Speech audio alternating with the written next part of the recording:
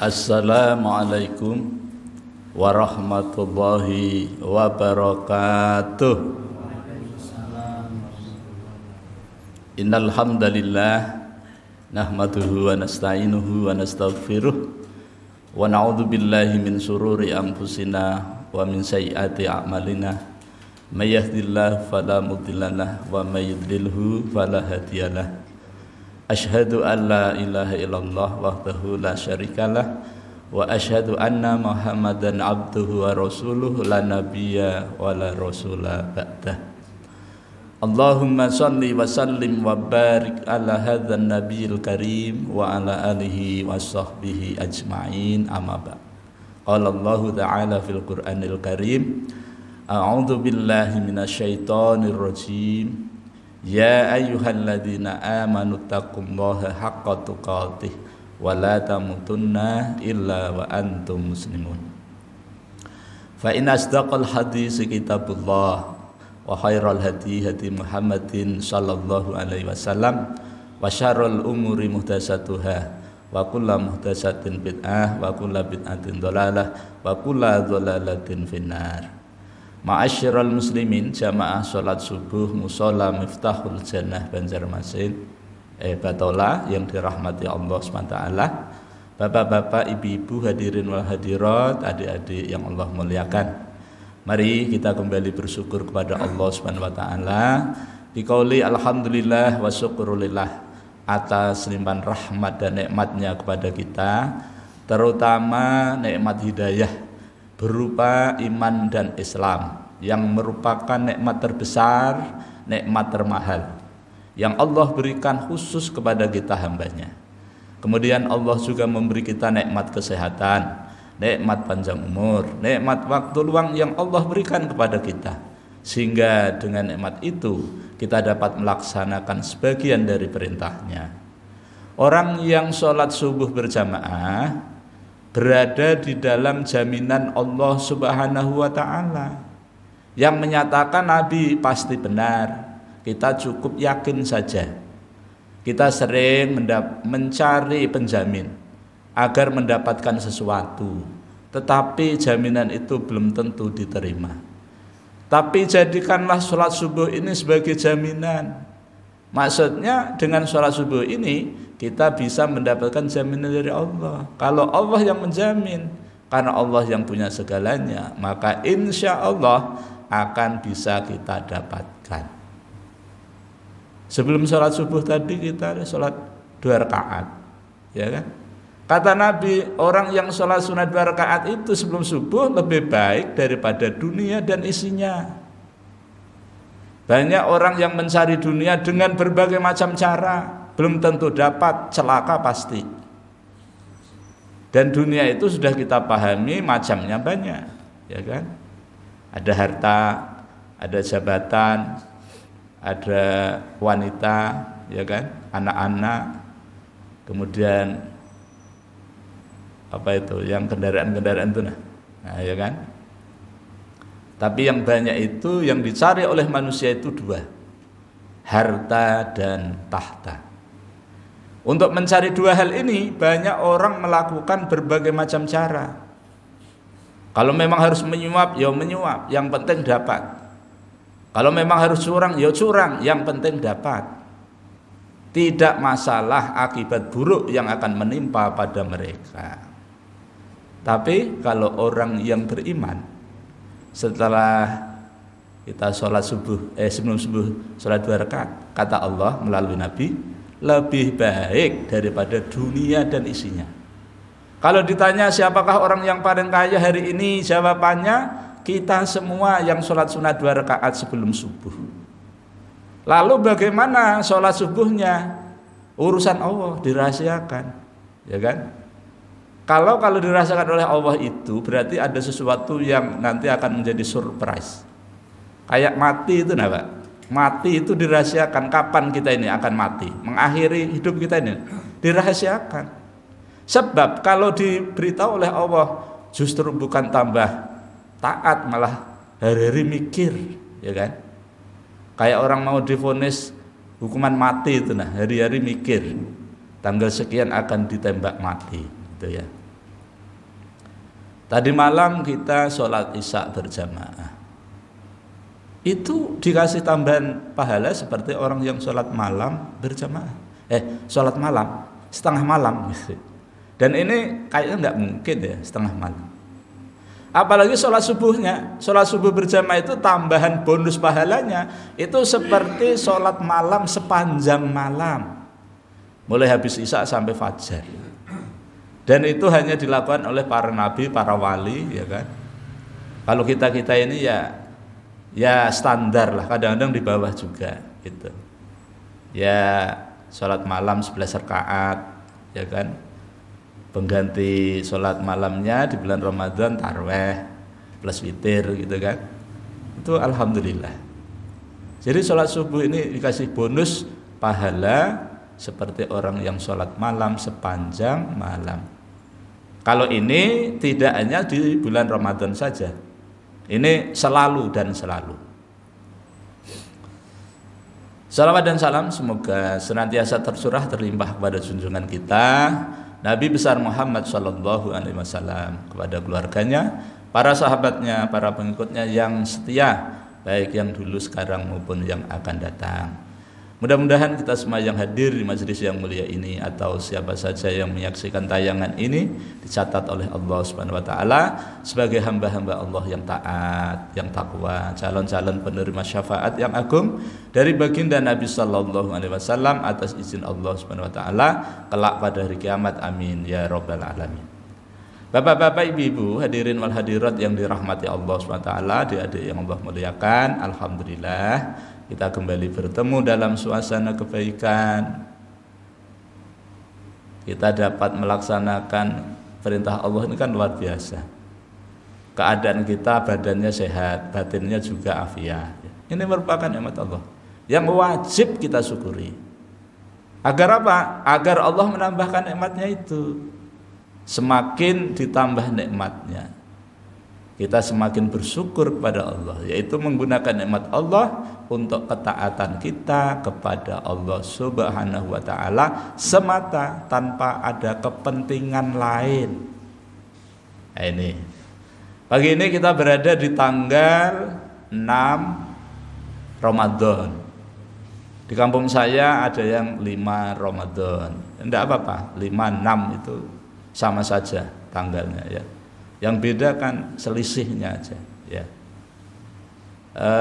Ini bulan 9 ya, bulan Ramadan, bulan yang ke-9 1445 Hijriah, bertepatan dengan tanggal 16 Maret 2024 Miladiyah.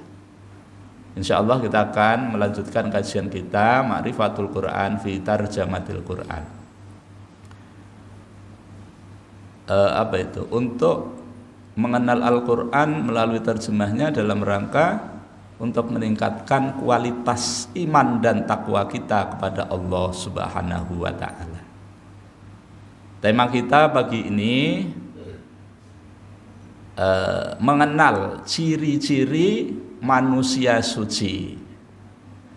Ini bagian dari amanah dari guru besar kami gitu ya, dosen kami di program Doktor Ilmu Hukum. Waktu kami mengikuti pembekalan sebelum diwisuda, beliau menyampaikan 5 indikator manusia suci gitu. Jadi ulun ubah dikit, yaitu mengenal ciri-ciri manusia suci kayak gitu ya. Beliau menyampaikan ada 5 itu. Yang pertama, manusia suci itu selalu ingat kepada Allah, selalu zikrullah. Yang kedua, manusia suci itu senantiasa berusaha membebaskan dirinya dari kotoran-kotoran hati, dari penyakit-penyakit hati, hasad itu, iri dengki, ujub, sum'ah dan lain-lainnya. Yang ketiga, manusia suci itu senantiasa meneladani Rasulullah pada masalah dermawannya. Rasulullah itu dermawan banget, apalagi di bulan Ramadan, kayak angin. Anginnya aja kalah, ya kan?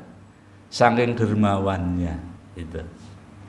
Yang keempat, manusia suci itu adalah manusia yang mampu membalas keburukan orang dengan kebaikan. Wah, ini yang agak ngalih benar ini, ya kan? Ngalih bukan berarti nggak bisa kan? Persoalannya maukah kada kan gitu ya. Yang terakhir, yang kelima, beliau menyampaikan ciri manusia suci itu adalah senantiasa bekerja keras. Ini ada 5. Insya Allah akan kita kaji sampai suruk. Misalnya nggak selesai dilanjutkan Sabtu depan, insya Allah, ya kan? Bapak-bapak, ibu-ibu, hadirin hadirat yang dirahmati Allah Subhanahu Wa Taala, siapakah manusia suci itu? Manusia suci itu adalah orang yang beriman, yang senantiasa bersuci. Mau sholat ambil air wudhu, itu kan bersuci untuk menghilangkan hadas kecil, ya. Mau sholat mandi besar, itu kan bersuci untuk menghilangkan, mengangkat hadas besar. Itu kalau di dalam hadis Nabi dikatakan at-tuhuru syatrul iman, bersuci itu setengah nisful iman, setengah atau separuh daripada iman. Berarti orang yang suci itu adalah orang yang beriman. Orang yang beriman yang mana? Orang yang beriman yang memenuhi seruan Allah. Di mana seruan Allah itu? Di banyak ayat. Misalnya surah Al-Baqarah ayat 183. Allah SWT berfirman, A'udzubillahi minasyaitonirrajim. Bismillahirrahmanirrahim. Ya ayyuhalladzina amanu kutiba alaikumusiyam kama kutiba alal ladzina min qablikum la'allakum tattaqun. Hai orang-orang yang beriman, yang diseru oleh Allah khusus orang yang beriman. Walaupun jenis manusia di dalam Al-Quran itu banyak. 1, orang yang beriman. 2, orang yang kafir. 3, orang munafik. 4, orang musyrik. 5, orang fasik. 5 aja, ya kan? Dari 5 ini yang diseru hanya 1.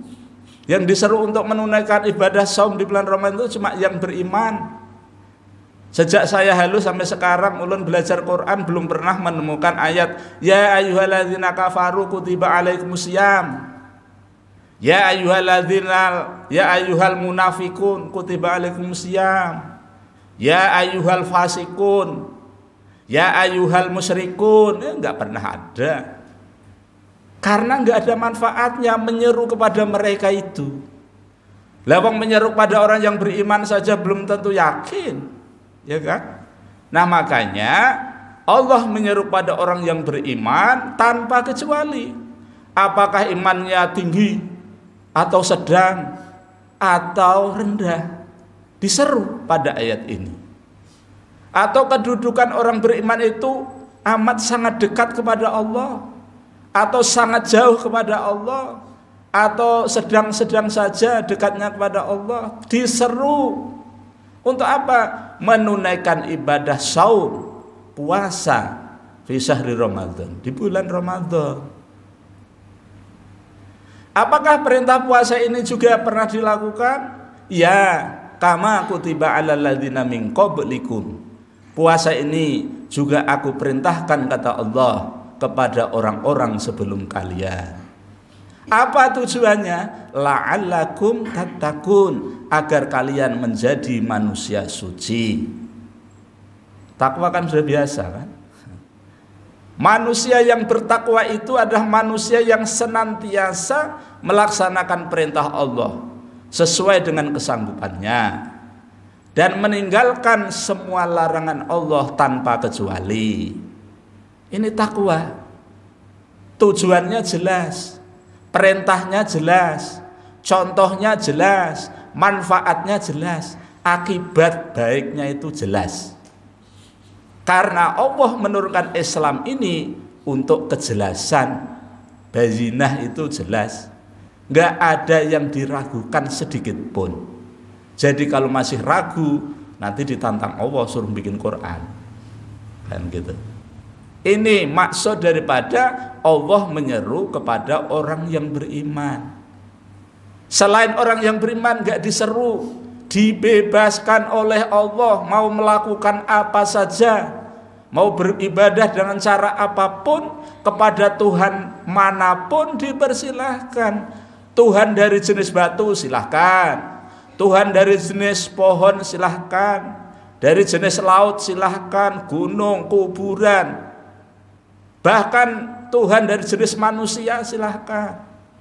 Dan kebanyakan manusia saat ini banyak menyembah Tuhan dari jenis manusia, manusia yang punya kekuasaan. Bapak-bapak, ibu-ibu, hadirin hadirat yang dirahmati Allah, adik-adik yang Allah muliakan, ini manusia suci ya.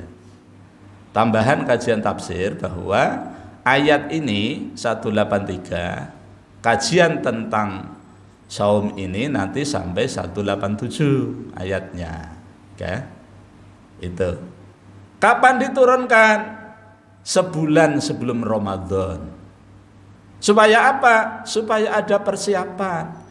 Supaya Allah menyuruh Nabi mensosialisasikan ayat ini kepada manusia biar siap-siap.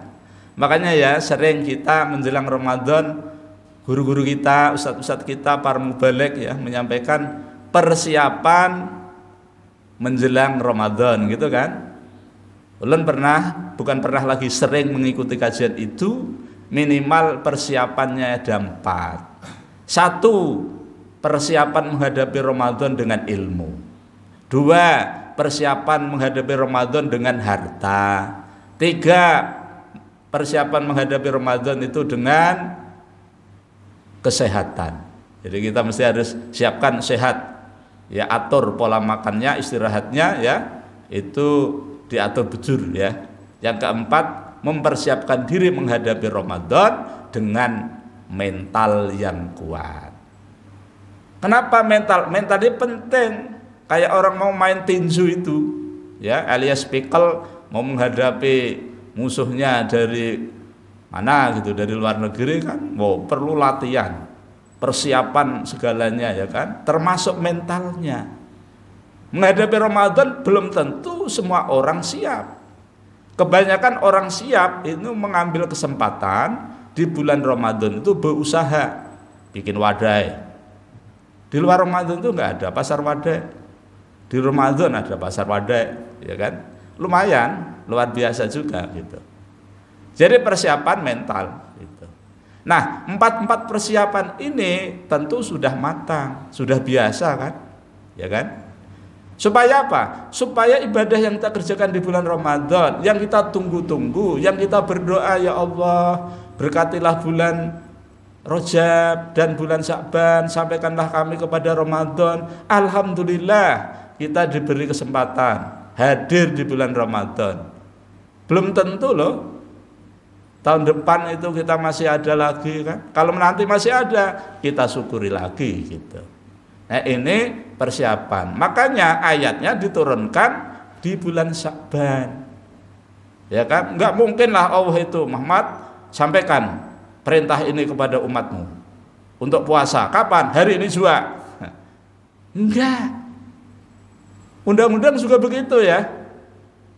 Undang-undang itu kenapa? Misalnya undang-undang tentang pemilu misal itu jauh hari ini sudah disusun, sudah disosialisasikan kepada masyarakat.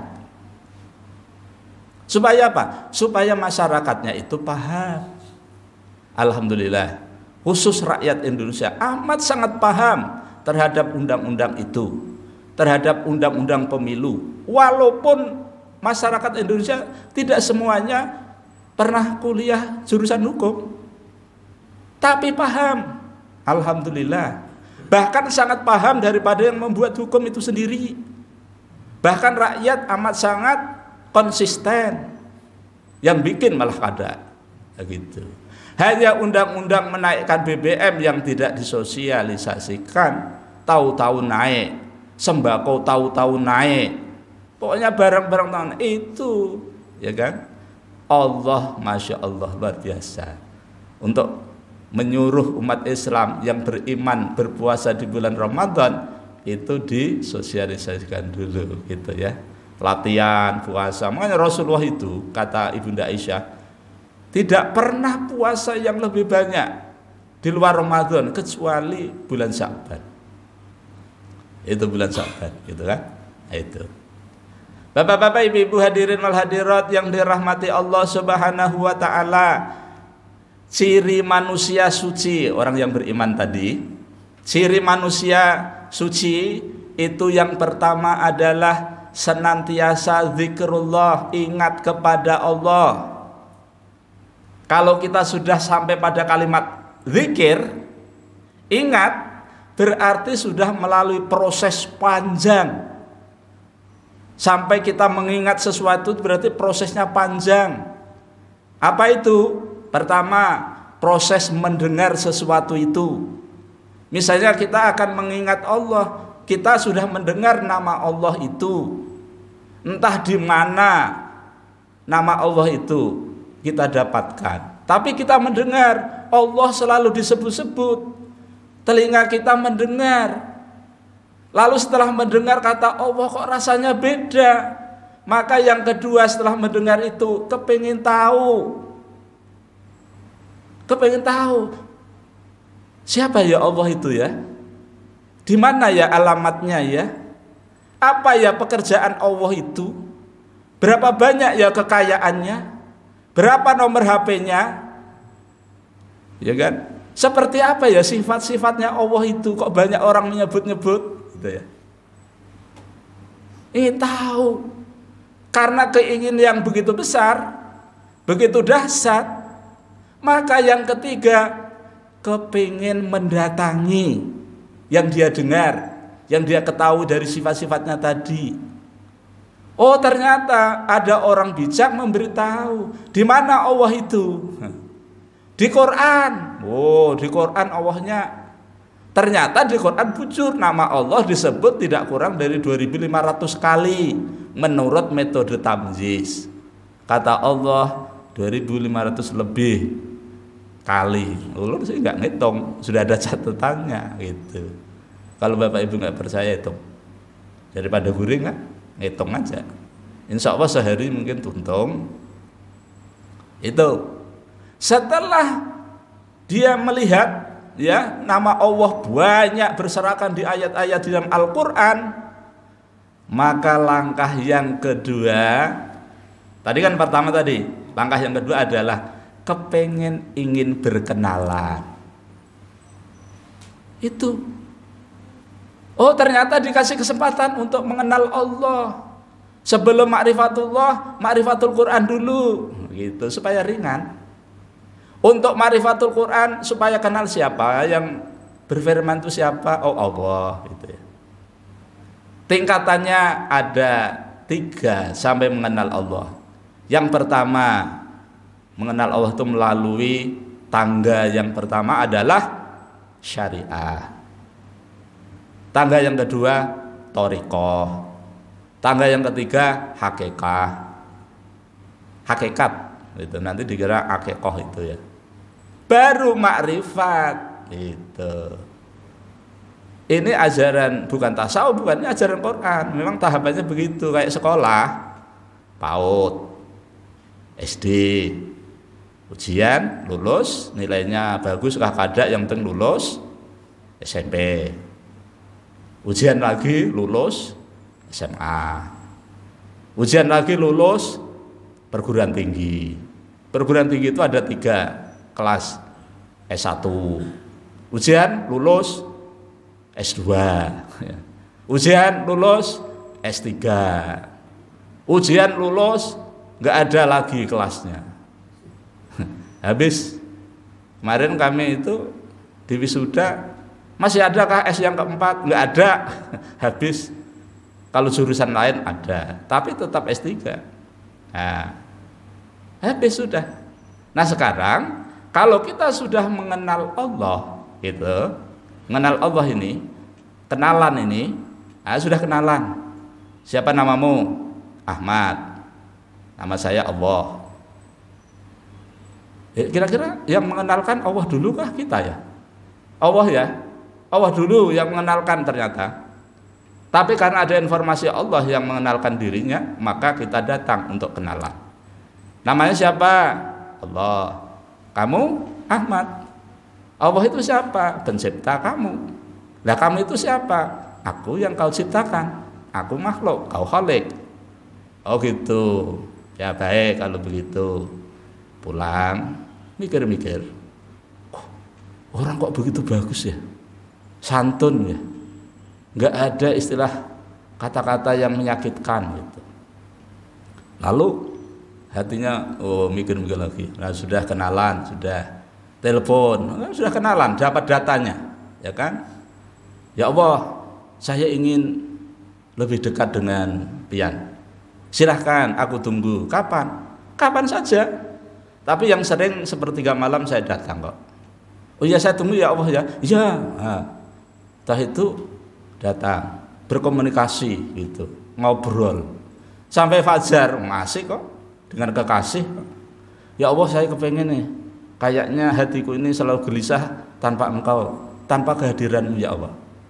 Dan terus maunya apa? Aku kepengen mencintaimu ya Allah. Oke. Sebelum kamu punya keinginan seperti itu, aku juga cinta kepadamu lebih. Ini cintanya diterima Pak ya. Coba bayangin Pian, nostalgia dikit sebelum mendapatkan istri Pian yang solehah itu. Dulu gimana prosesnya? Sama nggak? Mendengar dulu kan? Itu kan? No, sampai dapat cintanya kan? Lalu melamarnya. Tapi persoalannya setelah melamar jadi istrinya perlakuannya beda. Kata-katanya yang tadinya lemah lembut jadi kasar. Perilakunya mestinya juga lebih baik malah enggak itu. Ya kan? Nah, itu. Kalau sudah diterima cintanya. Baik kalau begitu. Nah, berarti kita sudah mengikat janji ya Allah ya. Iya ya, wahai hambaku ya, aku siap. Nah, tapi kau statusnya tetap hamba ya. Baik, aku adalah yang kau hambakan. Kau menghamba kepadaku. Tapi janji lo jangan selingkuh. Ya enggak lah. Mana ada orang sebaik kau ya Allah. Itu. Udah. Lu kok bisa selingkuh itu gimana? Oh, karena dia tidak paham.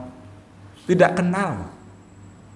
Orang yang tidak kenal dengan sesuatu, biasanya orang itu melanggar sesuatu itu. Maling-maling, pencuri-pencuri yang ada berserakan di muka bumi ini, di buminya Allah ini loh, itu karena nggak kenal Allah. Tapi dia kan mengatakan, ya itu kan bibirnya, lidahnya, tapi dia tidak pernah bertemu dengan Allah. Dia tidak menghadirkan Allah di dalam setiap keadaan. Loh kok pinter? Loh itu kan cuma pinter, tapi kan nggak bener. Padahal Islam itu datang. Nanti kapan-kapan saya ceramahkan. Islam itu datang, ini pidatonya sahabat Rasulullah, namanya Umair bin Sa'ad. Ketika Amirul Mukminin Umar bin Khattab meminta agar beliau menjadi gubernur di Hims, Syam itu, beliau menolak. Kenapa? Karena beliau paham dengan sunnahnya Rasulullah. Rasulullah itu tidak ingin seorang pemimpin yang minta-minta jabatan itu. Gak dikehendaki oleh Rasulullah. Orang yang minta berikan aku jabatan. Kalau memang tidak mampu Rasulullah tolak. Kamu itu gak akan mampu, udah jadi aja seperti itu. Tapi kalau memang dia itu mampu, tidak hanya minta, gak usah minta, malah ditunjuk. Kamu harus jadi gubernur. Umair itu gak mau. Apa itu kok gak mau? Karena paham. Lalu menjadi gubernur itu ingin jadi pelayan, ingin melayani rakyatnya kok, bukan mencari kesempatan untuk memperkaya diri. Ya itu sahabat ya. Tapi kalau ini diceramahkan, banyak para pejabat, khususnya para gubernur di muka bumi ini bisa tersinggung. Tapi saya punya pegangan sirah sahabat. ditulis oleh Mahmud Al-Misri. Jadi tidak apa-apa.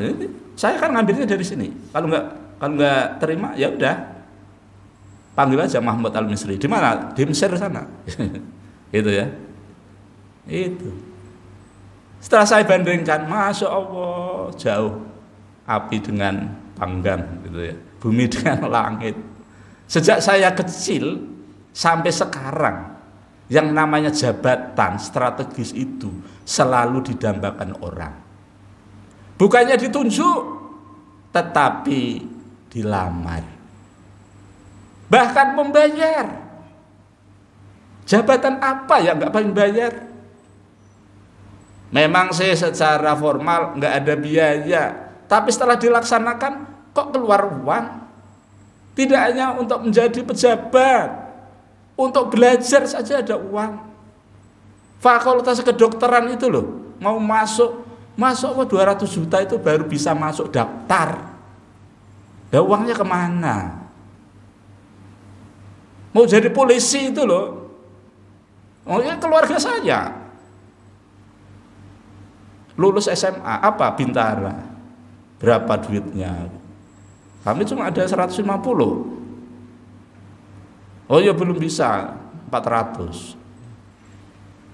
Nah kemana ini uangnya? Uang undang-undangnya nggak ada. Oh ternyata ada orang dalam yang punya peraturan secara tersembunyi, ya, tapi masif di mana-mana. Itu. Nah zamannya Nabi itu nggak gitu. Makanya kalau tata cara Nabi mengatur negeri ini diikuti pasti selamat. Kata Umair, apa katanya? Pidato ini di hadapannya orang banyak. Islam itu laksana dinding. Dan setiap dinding itu ada tiang-tiangnya.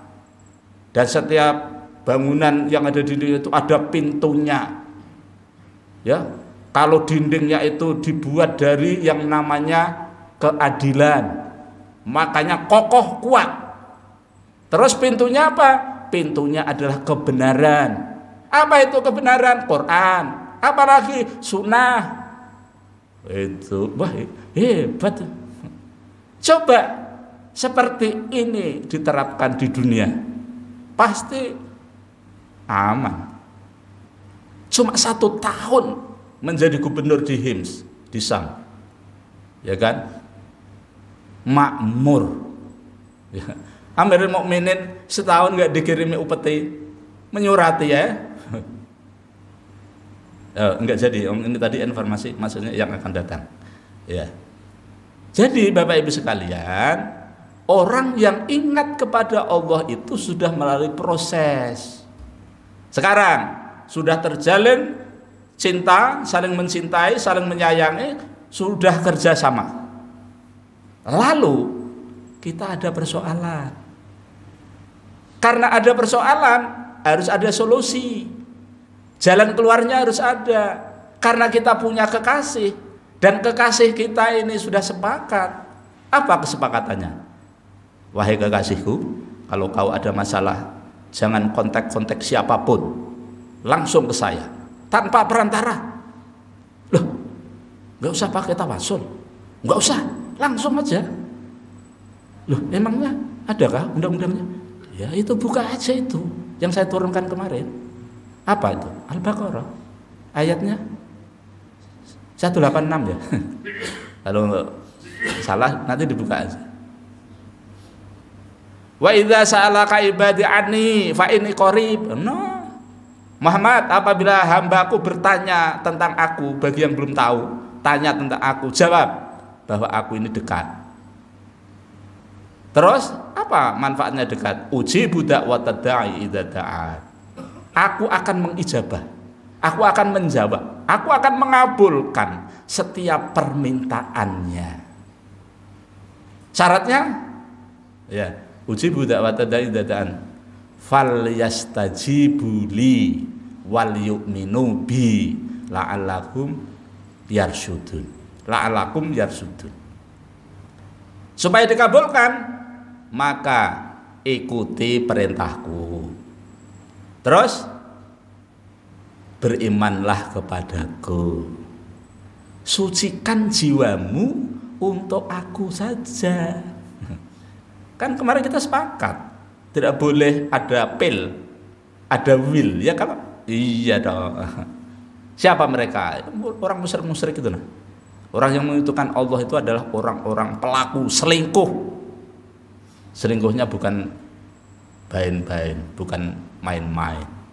Selingkuh yang tidak ada ampunannya kalau enggak bertobat sebelum mati. Orang-orang musyrik. Siapa mereka? Itu banyak sekali. Mereka yang sebelum pemilu datang ke dukun, ya ke gua-gua itu, minta bantuan ke Israel, musyrik itu. Karena dia punya keyakinan dengan bantuan itu maka akan sukses. Bukankah semua yang terjadi itu atas izin Allah? Itulah akibatnya kalau jauh dengan Allah. Nah ini, oh ya kalau begitu, baik, jadi enak. Ada masalah, wahai hambaku, apa masalahmu? Dunia, kecil. Dunia itu kecil. Berapa utangmu? 1.000 triliun. 1.000 kah atau berapa? 7.000. Oh 7.000 itu kecil.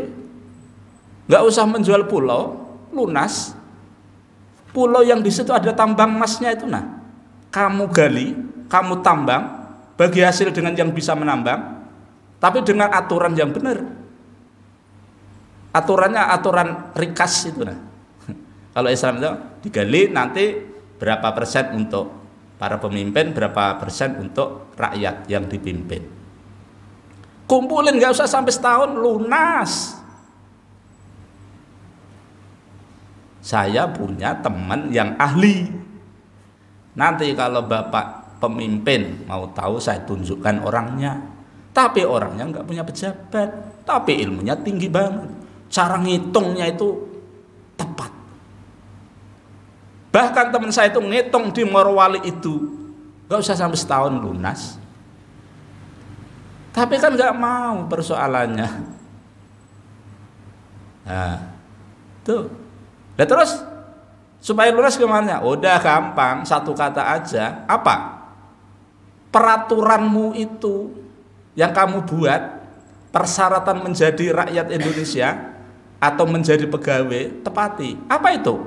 Syarat yang pertama, beriman dan bertakwa kepada Allah, kepada Tuhan yang Maha Esa. Ini kalau nggak salah dulu gitu kok waktu ulun sekolah. Syarat menjadi warga negara Indonesia itu beriman dan bertakwa kepada Tuhan yang Maha Esa. Entah kalau sudah di amandemen. Kok nggak bilang sama saya ya? Oh ya memang kebiasaannya gitu, ngamandemen diem-diem. Nah, kenapa saya bicara seperti itu? Karena saya sudah dikasih kuasa untuk membuat buku. Bukunya apa? Banyak. Nah, di antaranya adalah perbandingan hukum Belanda dengan hukum Allah. Wah, disetujui 9 guru besar. Rame gitu. Itu kapan-kapan gitu. Apa itu? Takwalah. Lah terus mana dalilnya yang konkret? Buka surah 65 At-Tolak. Apa bunyinya? Ya. Man yattaqillaha yaj'al lahu mahraja. Barang siapa yang bertakwa kepada Allah, maka Allah akan memberikan mahraja, jalan keluar dari persoalan itu. Di sini kalimat mahraja itu umum.